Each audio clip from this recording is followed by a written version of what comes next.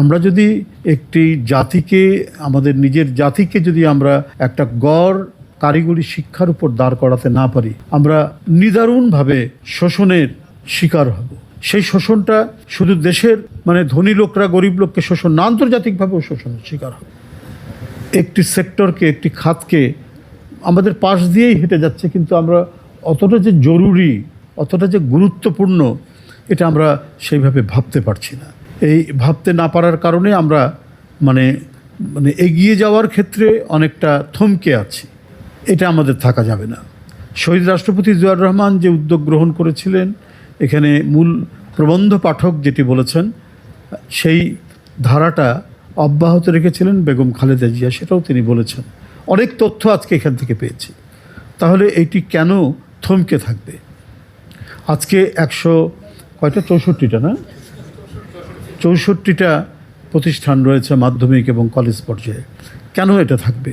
আমাদের তো প্রায় 450-র মতো উপজেলা, কিন্তু প্রত্যেকটা উপজেলায় এই প্রতিষ্ঠান থাকার কথা। এবং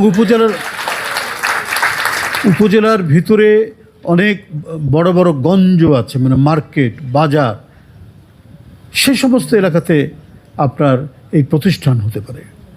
এবং সবচেয়ে ইন্টারেস্টিং ব্যাপার হচ্ছে, আমরা যদি একটি জাতিকে, আমাদের নিজের জাতিকে যদি আমরা একটা গড় কারিগরি শিক্ষার উপর দাঁড় করাতে না পারি, আমরা নিদারুণভাবে শোষণের শিকার হব।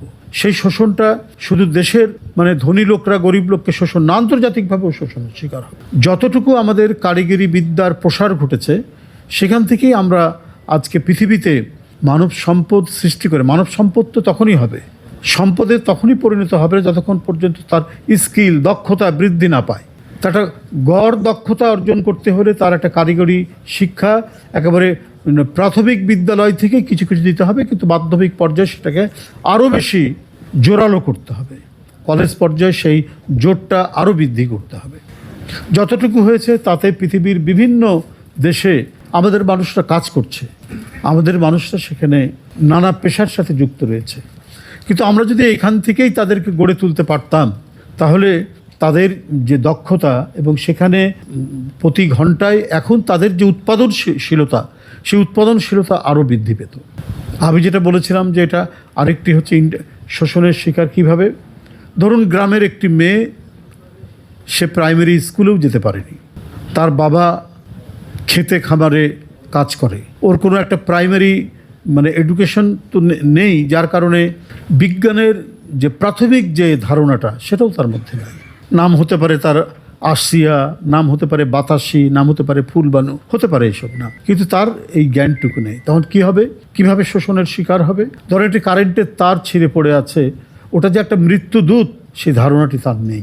কমপক্ষে তার বাপ যদি একটা ইলেকট্রিশিয়ান হতো, তাহলে পরিবারের মধ্যে সে আলোচনা করতো যে যদি একটা ইলেকট্রিক তার ছিঁড়ে পড়ে আর সেখানে যদি বিদ্যুৎ প্রবাহমান থাকে, তাহলে ওটা একটা মৃত্যুদূত। বাবা, তুই ওই তারে হাত দিবি না, একটা তার ছিঁড়ে পড়লে চট করেই গিয়ে হাত দিবি না।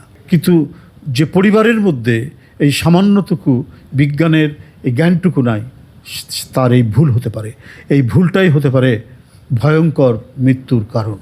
তো সুতরাং একটি জাতি যদি গড় কারিগরি শিক্ষার উপর যদি দাঁড়াতে না পারে, নানাভাবেই সে সভ্যতার দ্বারাই, যান্ত্রিক অগ্রগতির দ্বারাই সে শোষণের শিকার হবে অতি দ্রুত।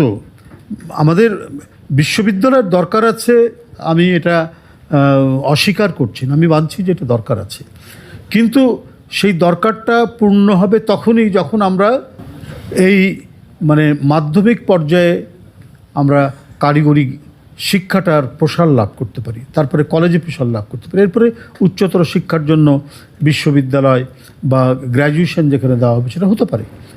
একটা শিক্ষার প্রাথমিক স্তরে সে উত্তীর্ণ হতে পারলে, জানলে পরে তার মধ্যে আবার নতুন করে শিক্ষার আগ্রহ জন্মাবে। তো আমি যদি খালি বড় বড় শিক্ষা প্রতিষ্ঠানই শুধু করে যাই আর এই জায়গাটা যদি বঞ্চিত থাকে, তাহলে আমরা কিন্তু যে অনেকে এখানে এখন বলছেন যে আমরা ছাত্র পাচ্ছি না, যে টার্গেট, যে লক্ষ্যমাত্রা, সেই লক্ষ্যমাত্রা অনুযায়ী ছাত্র হচ্ছে না, কারণ আমরা ছোটোবেলা থেকেই উৎসাহিত করতে পারছি না।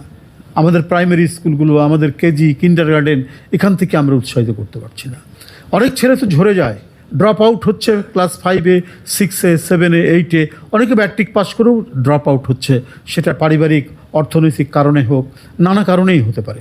কিন্তু সে যদি একটা কারিগরি জ্ঞান নিয়ে ড্রপ আউট হয়, অথবা সে যদি কমপক্ষে ম্যাট্রিকটা পাস করলো কারিগরি বিদ্যায়, তাহলে এইটুকু তো হতে পারে যে যেন সে যদি কোনো সরকারি চাকরিও পেল না, কিন্তু দেখা গেছে যে ওই একজন ইলেকট্রিশিয়ান, সে ম্যাট্রিক পর্যায়ে কমপক্ষে মানে ইলেকট্রিসিটির যে কাজগুলো রয়েছে, এর ফিটিং বা এটাকে নিয়ে আসা, তো সে তো নিশ্চয়ই এটার ভিতরে যে কী প্রবাহ হয়, তার শক্তি কি, এটা সম্পর্কে জানবে। এবং তাতে আমি কোথাও দেখিনি একজন ইলেকট্রিশিয়ান বেকার বসে আছে।